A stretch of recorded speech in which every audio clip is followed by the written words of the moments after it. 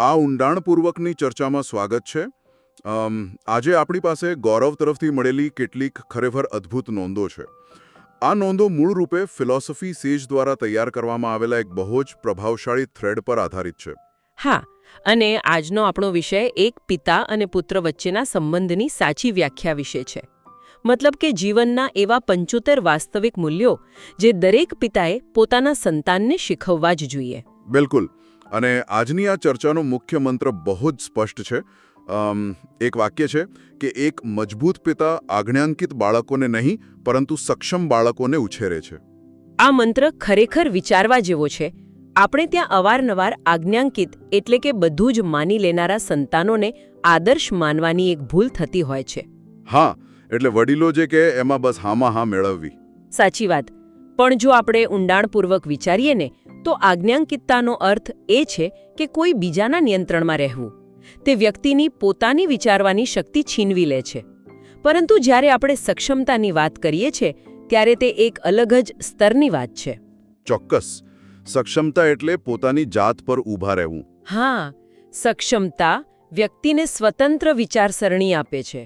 જીવનના અણધાર્યા અને કપરા પડકારોનો હિંમતભેર સામનો કરવાની તાકાત આપે છે. સક્ષમ વ્યક્તિ માત્ર આદેશોની રાહ નથી જોતો, પણ તે પોતાના રસ્તાઓ જાતે બનાવે છે. ઠીક છે, તો ચાલો આને વિગતે સમજીએ. આ 1 થી 75 પાઠોની એક લાંબી યાત્રા છે, અને આપણે તેને માત્ર એક લિસ્ટની જેમ વાંચવાને બદલે તેના મૂળ અર્થને સમજવાનો પ્રયાસ કરીશું.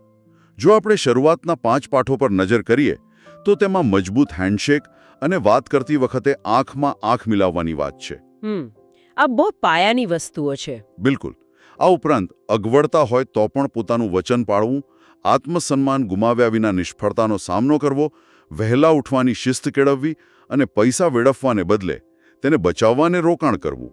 આ બધું સાંભળવામાં કદાચ બહુ સામાન્ય લાગે, પણ શું આ આદતો એક પ્રકારનો સામાજિક પાયો નથી બનાવતી? આ બધી બાબતો માત્ર શિષ્ટાચાર નથી, પણ તે વિશ્વાસ ઊભો કરવાના વ્યવહારુ સાધનો છે. ઉદાહરણ તરીકે, એક મજબૂત હેન્ડશેક અને આંખનો સંપર્ક એ સામેવાળી વ્યક્તિને સ્પષ્ટ સંદેશ આપે છે કે હું અહીંયા હાજર છું અને હું મારા અસ્તિત્વ માટે જરાય શરમાતો નથી. બહુ જ સાચી વાત કહી તમે. અને પેલી વચન પાળવાની કે નિષ્ફળતાનો ગરિમાપૂર્વક સામનો કરવાની વાત છે ને, તે દર્શાવે છે કે વ્યક્તિ પરિસ્થિતિનો ગુલામ નથી. પૈસા બચાવવા અને વહેલા ઉઠવું એ ખરેખર તો સ્વનિયંત્રણની શરૂઆત છે. આ સ્વનિયંત્રણનો મુદ્દો બહુ જ સરસ રીતે સમજાવ્યો તમે. અને આ જ વસ્તુ આગળના 6 થી 10 પાઠોમાં પણ જોવા મળે છે. તેમાં શીખવવામાં આવ્યું છે કે જો એકલા ઊભા રહેવું પડે તો પણ હંમેશા સાચાનો પક્ષ લેવો જોઈએ. પછી એક બહુ જ વ્યવહારુ પાઠ છે, ટાયર બદલતા અને ઘરના મૂળભૂત કામો જાતે કરતા શીખવું. ટાયર બદલવું એ બહુ જ રસપ્રદ ઉદાહરણ છે. હા, મને પણ એવું જ લાગ્યું. સાથે જ એ પણ છે કે સ્ત્રીઓનું સન્માન પોતાની માતાના સન્માનથી શરૂ થાય છે તે સમજવું. આત્મવિશ્વાસથી સ્પષ્ટ બોલવું અને છેલ્લે મૌનનું મૂલ્ય સમજવું. એટલે કે બોલવા કરતાં સાંભળવાથી વધુ શીખવા મળે છે. મને પેલો ટાયર બદલવાનો મુદ્દો થોડો વધુ સમજવો છે. હા, જુઓ, ટાયર બદલતા શીખવું એ માત્ર કાર વિશે નથી. આ એક માનસિકતા છે. હું મારી મુશ્કેલીઓ જાતે ઉકેલી શકું છું તેવો એક આત્મવિશ્વાસ છે આમાં. જ્યારે કોઈ યુવાન પોતાના હાથ કાળા કરીને ટાયર બદલે છે ત્યારે તે ખરેખર તો પોતાની લાચારીને દૂર કરી રહ્યો હોય છે. અલાઉઇંગ નો વન ટુ રેસ્ક્યુ હિમ, એના જેવું. બિલકુલ. અને પેલો મૌનનો મુદ્દો પણ એટલો જ શક્તિશાળી છે. આજના આ ઘોંઘાટભર્યા સમયમાં જ્યાં દરેક જણ પોતાનો અવાજ ઊંચો કરવા માંગે છે, ત્યાં શાંત રહીને સાંભળવાની કળા ખરેખર એક સુપરપાવર છે. તે વ્યક્તિને માહિતી ગ્રહણ કરવાની અને યોગ્ય સમયે જ બોલવાની ક્ષમતા આપે છે. એ વાત તો છે. હવે આપણે વ્યક્તિના આંતરિક ચારિત્ર્ય અને વર્તન તરફ આગળ વધીએ. 11 થી 15 પાઠ બહુ જ ઊંડા છે. તેમાં ગુસ્સાને નિયંત્રિત કરવાની વાત છે, કારણ કે જો ગુસ્સો કાબૂમાં ન રહે તો તે માણસને કાબૂમાં કરી લે છે. ગર્વ અને અહંકાર વચ્ચેનો તફાવત સમજાવવામાં આવ્યો છે. એ બંને વચ્ચે બહુ પાતળી ભેદરેખા છે. હા, અને એક નિયમ જે મને વ્યક્તિગત રીતે બહુ ગમે છે, વેટર, ક્લીનર અને ગાર્ડ સાથે ગૌરવપૂર્ણ વર્તન કરવું. આ ઉપરાંત સહી કરતા પોતાના શબ્દની કિંમત વધુ હોવી અને અહંકાર વિના જીતવું તથા કડવાશ વિના હારવું. આ વેઇટર રૂલ વિશે તમારી શું સમજ છે? મારી દ્રષ્ટિએ સામાજિક વર્તણૂકનો આ સૌથી મોટો ટેસ્ટ છે. કોઈ વ્યક્તિ પોતાના બોસ સાથે કેવું વર્તન કરે છે તે તેનું સાચું ચારિત્ર્ય નથી દર્શાવતું, કારણ કે ત્યાં તેનો પોતાનો સ્વાર્થ રહેલો છે. સાચી વાત છે. બોસ સામે તો બધા સારા જ દેખાવાના. એ જ તો. પરંતુ જે વ્યક્તિ તેને કોઈ જ ફાયદો ન કરાવી શકે તેવી વ્યક્તિ સાથે, જેમ કે કોઈ વેટર કે સિક્યોરિટી ગાર્ડ સાથે સન્માનથી વર્તે, તે જ તેનું અસલી ચારિત્ર છે. અને પેલું અહંકાર વિના જીતવું અને કડવાશ વિના હારવું, તે ખેલદિલીનો પાયો છે. તે શીખવે છે કે જીત કે હાર અંતિમ નથી હોતી, પણ તે પરિસ્થિતિમાંથી આપણે કેવી રીતે બહાર આવીએ છીએ તે જ આપણી ઓળખ બનાવે છે. આ વાત તો સીધી દિલમાં ઉતરી જાય તેવી છે. આગળના 16 થી 20 પાઠ પણ આવા જ કેટલાક કડક પણ બહુ જ જરૂરી પાઠ આપે છે. જેમ કે શારીરિક મુદ્રા અથવા પોસ્ચર સીધું રાખવું, બહાના બનાવવાને બદલે હંમેશા પોતાની ભૂલ કે જવાબદારી સ્વીકારવી. બહાના બનાવવા એ બહુ સરળ રસ્તો છે. બિલકુલ સરળ છે. પછી ગપશપ એટલે કે પીઠ પાછળ કોઈની નિંદા કરવાને ઝેર સમાન માનવું, જ્યારે ખોટા હોઈએ ત્યારે માફી માંગવાની તાકાત દાખવવી અને શાંતિથી પણ દ્રઢતાથી ગુંડાઓ કે દાદાગીરી કરનારાઓનો સામનો કરવો. ઘણા લોકોને એવું લાગે છે કે માફી માંગવાથી તેઓ નાના થઈ જશે. હકીકતમાં માફી માંગવા માટે બહુ જ મોટું આત્મબળ જોઈએ. નબળા અહંકારવાળી વ્યક્તિ ક્યારેય પોતાની ભૂલ સ્વીકારી શકતી નથી. માફી માંગવી એ તાકાતની નિશાની છે, નબળાઈની નહીં. બિલકુલ સાચું. અને બીજું જે ગપશપની વાત છે, નિંદા કરવું એ એક એવું ઝેર છે જે સાંભળનાર અને બોલનાર બંનેના ચારિત્રને ધીમે ધીમે ભ્રષ્ટ કરે છે. એક સક્ષમ વ્યક્તિ વિચારો અને સિદ્ધાંતોની ચર્ચા કરે છે, લોકોની નહીં. અને જે પોસ્ચર સીધું રાખવાની વાત છે, તે માત્ર શરીર માટે જ નહીં પણ માનસિક આત્મવિશ્વાસ માટે પણ બહુ જ જરૂરી છે. હવે આપણે થોડા વ્યવહારુ દુનિયામાં આવીએ. 21 થી 25 પાઠમાં રસોઈ બનાવતા આવડવી, સમયપાલન જાળવવું, વ્યવસ્થિત કપડાં અને પોલિશ કરેલા શૂઝ પહેરવા, આત્મવિશ્વાસ અને માત્ર દેખાડો કરવા વચ્ચેનો તફાવત સમજવો, અને સૌથી અગત્યનું, સ્વમૂલ્ય ગુમાવ્યા વિના અસ્વીકાર અથવા રિજેક્શનને પચાવી જાણવું. આમાં રસોઈ બનાવવાની વાત કોઈના પણ મનમાં પ્રશ્નો ઊભો કરી શકે કે આ શા માટે આટલું બધું મહત્વનું છે. જો આપણે આને મોટા ચિત્ર સાથે જોડીએ તો રસોઈ બનાવવી એ અસ્તિત્વ ટકાવી રાખવાનું સૌથી મૂળભૂત કૌશલ્ય છે. જો કોઈને પોતાનું પેટ ભરવા માટે હંમેશા કોઈ બીજા પર જ નિર્ભર રહેવું પડે તો તે સંપૂર્ણ રીતે સક્ષમ કેવી રીતે કહેવાય? વાત તો 100% સાચી છે. અને રિજેક્શન પચાવવાની વાત તો જીવનનો સૌથી મોટો પાઠ છે. ભલે તે નોકરીમાં હોય કે કોઈ સંબંધોમાં. જ્યારે કોઈ ના પાડે ત્યારે તેને પોતાના અસ્તિત્વ પરનો હુમલો માનવાને બદલે એક સામાન્ય પ્રક્રિયા તરીકે જોવું એ જ સાચી માનસિક પરિપક્વતા છે. આ બહુ જ મજબૂત દ્રષ્ટિકોણ છે. 26 થી 30 પાઠમાં આ જ પરિપક્વતાને થોડી વધુ આગળ વધારવામાં આવી છે. જેમ કે એકવાર ખોટું બોલવાથી આખી જિંદગીનો કમાયેલો વિશ્વાસ તૂટી જાય છે તે સમજવું, જે કામ શરૂ કર્યું છે તેને પૂરું કરવાની શિસ્ત કેળવવી, નબળા કે દબાણયુક્ત બન્યા વિના વાટાઘાટો એટલે કે નેગોશિએશનની કળા શીખવી. નેગોશિએશન એક બહુ જ જરૂરી સ્કિલ છે આજના સમયમાં. હા, અને બીજો એક બહુ જ મોટો નિયમ કે પ્રતિભાવ કરતાં સાતત્ય એટલે કે કન્સિસ્ટન્સીનું વધુ મહત્વ છે. અને મિત્રની વફાદારીની કિંમત સમજી તેનો વિશ્વાસ ક્યારેય ન તોડવો. પ્રતિભા વિરુદ્ધ સાતત્યની વાત ખરેખર સમાજની સામાન્ય માન્યતાઓને પડકારે છે. આ બાબત સમજવી બહુ જ જરૂરી છે. આપણે ત્યાં ઘણીવાર પ્રતિભાશાળી લોકોથી આપણે અંજાઈ જઈએ છીએ, પણ ઇતિહાસ સાક્ષી છે કે જો પ્રતિભાશાળી વ્યક્તિ મહેનત ન કરે તો સાતત્ય જાળવી રાખનાર એક સામાન્ય વ્યક્તિ પણ તેને પાછળ છોડી દે છે. રોજે રોજનું કામ કરવું પડે. બિલકુલ. રોજે રોજ થોડું થોડું કામ કરવું, ભલે ગમે તેટલો કંટાળો આવતો હોય, તે જ સાચી સફળતાનો મંત્ર છે. અને પેલી વિશ્વાસની વાત કરીએ ને તો એક નાનકડું જૂઠ પણ કાચમાં પડેલી તિરાડ જેવું છે જે ક્યારેય પૂરેપૂરું સંધાઈ શકતું નથી. હવે અહીં વાત ખરેખર ખૂબ જ રસપ્રદ બને છે, કારણ કે 31 થી 35 પાઠ આપણને આપણા આસપાસના વાતાવરણ અને માનસિકતા સાથે સીધા જોડે છે.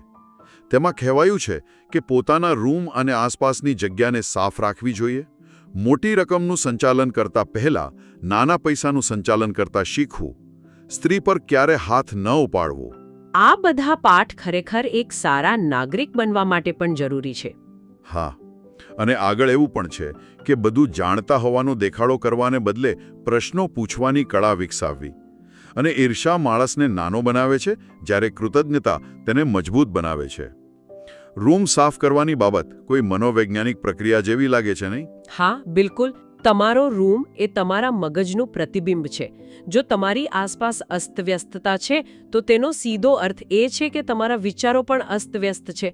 નાના પૈસાના સંચાલનની વાત પણ આ જ સિદ્ધાંત પર ચાલે છે. એટલે કે નાની બચત કરતા આવડવું જોઈએ. હા, જો કોઈ વ્યક્તિ 100 રૂપિયાનું યોગ્ય આયોજન નથી કરી શકતો તો તે 1 લાખ રૂપિયાનું શું કરશે? પૈસા વધવાથી બુદ્ધિ નથી વધતી, બસ આદતો જ મોટી થાય છે. અને કૃતજ્ઞતાની વાત કરીએ તો ઈર્ષા વ્યક્તિનું ધ્યાન બીજાની સફળતા પર કેન્દ્રિત કરે છે, જ્યારે કૃતજ્ઞતા પોતાના આશીર્વાદો પર ધ્યાન આપે છે, જે પ્રગતિ માટે બહુ જરૂરી છે. આગળના પાઠો 36 થી 40 આપણી આ આંતરિક મજબૂતાઈને વધુ ઘાટી કરે છે. કોઈ પણ ફરિયાદ વિના પોતાની જવાબદારી નિભાવવી, સ્વાસ્થ્યને પોતાની પ્રથમ સંપત્તિ માનવી, જ્યારે કોઈ બાબત વિશે ન જાણતા હોઈએ ત્યારે તેને નમ્રતાથી સ્વીકારીને નવું જ્ઞાન મેળવવાનો પ્રયાસ કરવો. આ સ્વીકારવું બહુ અઘરું હોય છે કે મને આ નથી આવડતું. હા, એ મોટો પડકાર છે. પછી આખો દિવસ સ્ક્રીન જોતા રહેવા કરતાં રોજ પુસ્તકો વાંચવાની ટેવ પાડવી. અને 40મો પાઠ કહે છે કે વ્યસનો નબળા માણસને નિયંત્રિત કરે છે, જ્યારે શિસ્ત એક મજબૂત માણસને નિયંત્રિત કરે છે. મને લાગે છે કે આ વ્યસન અને શિસ્તની વ્યાખ્યા આજની પેઢી માટે બહુ જ પ્રસ્તુત છે. ચોક્કસ. કારણ કે વ્યસન એ માત્ર કોઈ પદાર્થનું કે દારૂ સિગારેટનું જ નથી હોતું. તે સોશિયલ મીડિયાનું હોઈ શકે, અન્યોની મંજૂરી કે લાઇક્સ મેળવવાનું હોઈ શકે. વ્યસન વ્યક્તિને ગુલામ બનાવે છે, જ્યારે શિસ્ત વ્યક્તિને સાચી સ્વતંત્રતા આપે છે. શરૂઆતમાં શિસ્ત બંધન જેવી લાગે છે ને? હા, શરૂઆતમાં શિસ્ત બંધન જેવી જ લાગે છે, પણ ખરેખર તે જ તમને લાંબા ગાળે મુક્ત કરે છે. અને ફરિયાદ વિના જવાબદારી નિભાવવી તે પુરુષાર્થનું સર્વોચ્ચ શિખર છે. મુશ્કેલીઓ આવવાની જ છે, પણ રડ્યા વિના તેનો ઉકેલ લાવવો તે એક સક્ષમ વ્યક્તિનું લક્ષણ છે. અદ્ભુત. હવે 41 થી 45 પાઠ પર આવીએ. અગાઉથી આયોજન કરવું, પણ સાથે જ અચાનક આવતા ફેરફારો માટે માનસિક રીતે તૈયાર રહેવું. સન્માન કમાવવું પડે છે, તેની ક્યારે માંગણી ન કરી શકાય. સ્વબચાવ અને પોતાના પ્રિયજનોની સુરક્ષા કરતા આવડવું. નાના ભાઈ બહેનો કે બાળકોની પ્રેમથી સંભાળ રાખવી. અને આમાં પેલો પિતાની ભૂલોવાળો પાઠ બહુ જ સરસ છે. હા, એ એક બહુ જ અલગ પ્રકારનો પાઠ છે. પોતાના પિતાની ભૂલોને શાંતિથી સાંભળીને તેમાંથી શીખવું, જેથી જીવનમાં તેનું પુનરાવર્તન ન થાય. એક પિતા પોતાના પુત્રને પોતાની ભૂલો વિશે સામેથી જણાવે, તે કેટલી મોટી વાત છે. આ ખરેખર પેઢીઓના જ્ઞાનનો હસ્તાંતરણ છે. સામાન્ય રીતે પિતાઓ પોતાના સંતાનો સામે એક આદર્શ છબી ઊભી કરવા માંગતા હોય છે, પણ સાચો પિતા એ છે જે સ્વીકારીને કહે છે કે મેં આ ભૂલો કરી છે, તારે આ ફરીથી કરવાની કોઈ જરૂર નથી. આનાથી સંબંધોમાં એક પારદર્શિતા આવે છે. અને પેલા આયોજનવાળા મુદ્દા પર તમારું શું કહેવું છે? આયોજનની વાત કરીએ તો દુનિયા ક્યારેય તમારા પ્લાન મુજબ નથી ચાલતી. તમે ગમે તેટલું પરફેક્ટ પ્લાનિંગ કરો, તેથી જ લચીલાપણું એટલે કે ફ્લેક્સિબિલિટી હોવી બહુ જ જરૂરી છે. 46 થી 50 પાઠ પણ એટલા જ ગંભીર વિષયો પર છે. પૈસા, સ્ત્રીઓ અને સત્તા. આ 3 વસ્તુઓનો ભ્રષ્ટ થયા વિના કેવી રીતે યોગ્ય ઉપયોગ કરવો. પ્રામાણિકતાની સાચી વ્યાખ્યા એ છે કે જ્યારે કોઈ તમને ન જોતું હોય ત્યારે પણ તમારા મૂલ્યો પર અડગ રહેવું. ઇન્ટેગ્રિટી બહુ જ જરૂરી છે. પછી છે સખત શારીરિક શ્રમનું મૂલ્ય સમજવું, જે નમ્રતા વધારે છે. કટોકટી કે ઇમરજન્સીના સમયે ગભરાયા વિના શાંત રહેવું, અને માણસની પ્રતિષ્ઠા તેના મૃત્યુ પછી પણ જીવંત રહે છે, તેથી તેનું રક્ષણ કરવું. પ્રામાણિકતાની આ વ્યાખ્યા ખરેખર આંખ ખોલનારી છે. પ્રામાણિકતા એ બતાવવાની વસ્તુ નથી. જો ડરને કારણે કે કેમેરા ચાલુ હોવાને કારણે તમે સાચું વર્તન કરો છો તો તે માત્ર કાયદાનું પાલન છે, પ્રામાણિકતા નથી. અંધારામાં તમે કેવા છો તે જ તમારી અસલી ઓળખ છે. એકદમ સાચો. અને કટોકટીમાં શાંત રહેવું, જ્યારે આજુબાજુના લોકો ગભરાઈ રહ્યા હોય ત્યારે એક વ્યક્તિ જે સ્પષ્ટ વિચારી શકે છે તે આપોઆપ નેતા બની જાય છે. શારીરિક શ્રમ માણસને જમીન સાથે જોડી રાખે છે અને તેને અહેસાસ કરાવે છે કે તે પણ એક સામાન્ય મનુષ્ય જ છે. તો હવે આપણે 50 પાઠ પૂરા કર્યા. હા, તો આ બધાનો અર્થ શું છે? આ 50 પાઠો પછી હવે વ્યક્તિ ક્યાં પહોંચે છે? 51 થી 55 પાઠ નિયંત્રણ અને નેતૃત્વની વાત કરે છે. પોતાની ઈચ્છાઓ દ્વારા નિયંત્રિત થવાને બદલે આપણે આપણી ઈચ્છાઓને નિયંત્રિત કરતા શીખવું. દયાળુ હોવાનો અર્થ એ જ જરાય નથી કે તમે નબળા છો. આ મુદ્દો બહુ જ પાવરફુલ છે. હા, પુસ્તકો વાંચવા, પ્રોજેક્ટ્સ પૂરા કરવા અને વચનો પાળવા. દરેક પુરુષને નબળા લોકોનું રક્ષણ કરતા આવડવું જોઈએ અને દલીલો દરમિયાન બૂમો પાડ્યા વિના શાંતિથી પણ મક્કમતાથી પોતાનો પક્ષ રજૂ કરવો. લોકો ઘણીવાર એવું માને છે કે જો તમે દયાળુ છો તો લોકો તમારો ફાયદો ઉઠાવશે. આ બહુ જ મોટી ગેરસમજ છે. સાચી દયા એ છે જ્યારે તમારી પાસે નુકસાન પહોંચાડવાની પૂરેપૂરી તાકાત હોય પણ છતાં તમે શાંતિ પસંદ કરો. જો તમારામાં તાકાત જ નથી અને તમે કંઈ કરી શકતા નથી તો તે દયા નથી, તે તમારી મજબૂરી અને લાચારી છે. એક યોદ્ધા જે શાંતિ પસંદ કરે છે તે દયાળુ છે. અને પેલી બૂમો પાડવાવાળી વાત? હા, દલીલોમાં બૂમો ન પાડવાની વાત. જ્યારે દલીલોમાં તર્ક ખતમ થઈ જાય છે ને ત્યારે જ અવાજ ઊંચો થાય છે. શાંતિથી આપવામાં આવતો સચોટ જવાબ સામેવાળાને વધારે અસ્વસ્થ કરી દે છે. આ જ પરિપક્વતા આગળના 56 થી 60 પાઠોમાં સંબંધો અને કરિયર માટે દર્શાવવામાં આવી છે. સાચા મિત્રો અને માત્ર તકનો લાભ લેનારા તકવાદીઓ વચ્ચેનો તફાવત પારખતા શીખવું. રહસ્યો સાચવવાની ક્ષમતા કેળવવી. લોકો પર બોસ બન્યા વિના નેતૃત્વ પૂરું પાડવું. શોર્ટકટ હંમેશા નબળા માણસો બનાવે છે, જ્યારે સતત શિસ્ત મજબૂત માણસનું નિર્માણ કરે છે. અને મહત્વાકાંક્ષા હોવા છતાં તેની સાથે ધીરજનું સંતુલન રાખવું.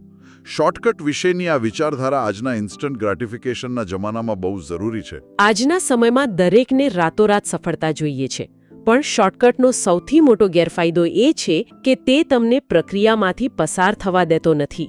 જ્યારે તમે મુશ્કેલીઓનો સામનો કર્યા વિના સીધા ટોચ પર પહોંચો છો ત્યારે તમે ત્યાં લાંબો સમય ટકી શકતા નથી, કારણ કે તમારી પાસે તે અનુભવનું ભાથું નથી હોતું. નેતૃત્વ વિશે શું માનો છો? બોસ બન્યા વિના નેતૃત્વ કરવાની વાત પણ એટલી જ સચોટ છે. બોસ લોકોને ડરાવીને કામ કરાવે છે, જ્યારે એક સાચો લીડર લોકોને પ્રેરિત કરીને પોતાની સાથે લઈ જાય છે. આપણે હવે અંતિમ અને સૌથી ગહન પાઠો તરફ આવી ગયા છીએ. ચાલો આપણે 61 થી 75 પાઠોને એકસાથે સમજીએ. 61 થી 65માં શીખવ્યું છે કે જીવનમાં મિત્રો કરતાં પરિવારનું સ્થાન હંમેશા ઊંચું હોવું જોઈએ. પોતાની બડાઈ માર્યા વિના શાંતિથી પોતાનું કામ કરતા રહેવું. આક્રમકતા દેખાડ્યા વિના લોકો સાથે આંખનો સંપર્ક જાળવી રાખવો. પ્લાસ્ટિક કાર્ડ સ્વાઇપ કરવા કરતાં ખિસ્સામાં રોકડ રાખવી અને અપેક્ષા વિના અન્યોની સેવા કરવી. આ રોકડ રાખવાની વાત પાછળનું મનોવિજ્ઞાન શું છે? આ બહુ જ રસપ્રદ છે. જ્યારે તમે ફિઝિકલ રોકડ કોઈના હાથમાં આપો છો ત્યારે મગજમાં એક પ્રકારની માનસિક પીડા ઉત્પન્ન થાય છે. તમને અહેસાસ થાય છે કે મારી પાસેથી કંઈક જઈ રહ્યું છે. પણ જ્યારે કાર્ડ સ્વાઇપ થાય છે ત્યારે તે માત્ર એક આંકડો હોય છે. એટલે ખર્ચ વધારે થઈ જાય. હા, એટલે ખર્ચ કરવાની જવાબદારી રોકડમાં વધુ સારી રીતે સમજાય છે. અને પેલી અપેક્ષા વિના સેવા કરવી એ અહંકારને ઓગાળવાનો સૌથી ઉત્તમ માર્ગ છે. 66 થી 70 પાઠ પણ આવા જ છે. પ્રાર્થના અને ધ્યાન દ્વારા પોતાની જાતને જમીન સાથે જોડાયેલી રાખવી. પોતાની જાતની અન્યો સાથે સરખામણી કરવાથી હંમેશા પ્રગતિ અટકી જાય છે. વસ્તુઓ બગડે તો તેને સીધી ફેંકી દેવાને બદલે તેને સુધારતા શીખવું, જે આજના યુગમાં સંબંધોને પણ એટલું જ લાગુ પડે છે. જીવનમાં આપણને ઘડનારા શિક્ષકો અને માર્ગદર્શકો પ્રત્યે કૃતજ્ઞ રહેવું. પૂરતી ઊંઘ, યોગ્ય ખોરાક અને શિસ્ત સાથે ક્યારેય બાંધછોડ ન કરવી. આ વસ્તુઓ સુધારવાની વાત માત્ર ભૌતિક વસ્તુઓ પૂરતી સીમિત નથી લાગતી મને. સાચું કહ્યું તમે. આજનો સમય થ્રો અવે કલ્ચરનો છે. વસ્તુ બગડે એટલે સીધી નવી લાવી દો. પણ જ્યારે વ્યક્તિ વસ્તુઓ રિપેર કરતા શીખે છે ત્યારે તે સંબંધોમાં પણ ધીરજ દાખવતા શીખે છે. અને સરખામણીની વાત કરીએ તો સોશિયલ મીડિયા પર આપણે બીજાની હાઇલાઇટ રીલ સાથે આપણા વાસ્તવિક જીવનની સરખામણી કરીએ છીએ, જે માત્ર હતાશા જ આપે છે. સાચી હરીફાઈ હંમેશા પોતાની જાત સાથે જોવી જોઈએ. અને આ અદ્ભુત સૂચિના અંતિમ પાઠ 71 થી 75. ઓછું બોલવું અને વધુ નિરીક્ષણ કરવું. વડીલોનો આદર ચોક્કસ કરવો, પરંતુ આંધળું આજ્ઞાપાલન ન કરવું. અજાણ્યા લોકોને પ્રભાવિત કરવા કરતાં પોતાના પરિવારના નામનું રક્ષણ કરવું. લોકોને માફ કરતા શીખવું, પણ કોઈને તમારો ગેરલાભ ન ઉઠાવવા દેવો. અને અંતિમ પાઠ, દુનિયામાંથી જતી વખતે માત્ર પૈસાનો જ નહીં પણ સન્માનનો વારસો પાછળ છોડી જવો. વડીલોનો આદર કરવો પણ આંધળું આજ્ઞાપાલન ન કરવું, આ બે વસ્તુઓ વચ્ચે સંતુલન જાળવવું બહુ કપરું છે. આ જ તો સક્ષમતાની સાચી કસોટી છે. આદરનો અર્થ એ બિલકુલ નથી કે તમે તમારા મગજના દરવાજા બંધ કરી દો. વડીલો પાસે અનુભવ છે એટલે તેમનું સાંભળવું ચોક્કસ જરૂરી છે, પણ નિર્ણય તો પોતાની બુદ્ધિથી જ લેવો જોઈએ. અને વારસાની વાત કરીએ તો પૈસા તો કોઈ પણ કમાઈ શકે છે, પણ જ્યારે તમે આ દુનિયામાંથી જાઓ ત્યારે લોકો તમારી ગેરહાજરીમાં તમારા વિશે શું કહે છે તે તમારો અસલી વારસો છે. આખી ચર્ચાનો નિચોડ શું હોઈ શકે? જો આપણે આ સંપૂર્ણ સ્ત્રોતનો નિચોડ કાઢીએ તો સ્પષ્ટ થાય છે કે આ 75 પાઠ માત્ર કેટલાક નિયમો નથી, આ એક સંપૂર્ણ બ્લુપ્રિન્ટ છે. એવી બ્લુપ્રિન્ટ જે સમાજમાં એક સક્ષમ, સ્વતંત્ર અને મજબૂત ચારિત્ર્યવાન વ્યક્તિનું નિર્માણ કરે છે. ખરેખર. અને આનાથી એક બહુ જ મહત્વપૂર્ણ અને ઊંડો પ્રશ્ન ઊભો થાય છે. જરા વિચારો, આપણું આજનું ઔપચારિક શિક્ષણ માત્ર ડિગ્રીઓ, માર્કશીટ અને ગ્રેડ્સ પર જ કેન્દ્રિત છે. પણ જો આપણો સમાજ, આપણી શિક્ષણ પ્રણાલી રોજબરોજના આ નાના પણ અત્યંત મૂળભૂત પાઠો દ્વારા વ્યક્તિઓને સક્ષમ બનાવવા પર વધુ ધ્યાન કેન્દ્રિત કરે, તો આપણું ભવિષ્ય કેટલું અલગ હશે? શું આપણે ફક્ત એક એવી પેઢી તૈયાર કરી રહ્યા છીએ જે માત્ર આદેશોનું પાલન કરી શકે, કે પછી એવી પેઢી જે દરેક પડકારનો સામનો કરીને પોતાનો રસ્તો જાતે બનાવી શકે? આ ખરેખર વિચારવા જેવો પ્રશ્ન છે. આ એક એવો વિચાર છે જેના પર દરેક વ્યક્તિએ શાંતિથી મનન કરવું જોઈએ. આજના આ અદ્ભુત વિશ્લેષણ સાથે આપણે આપણી આ ઊંડાણપૂર્વકની ચર્ચા અહીં જ પૂર્ણ કરીએ છીએ. ફરી મળીશું એક નવા વિષય સાથે. વિશ્લેષણ કરતા રહેજો.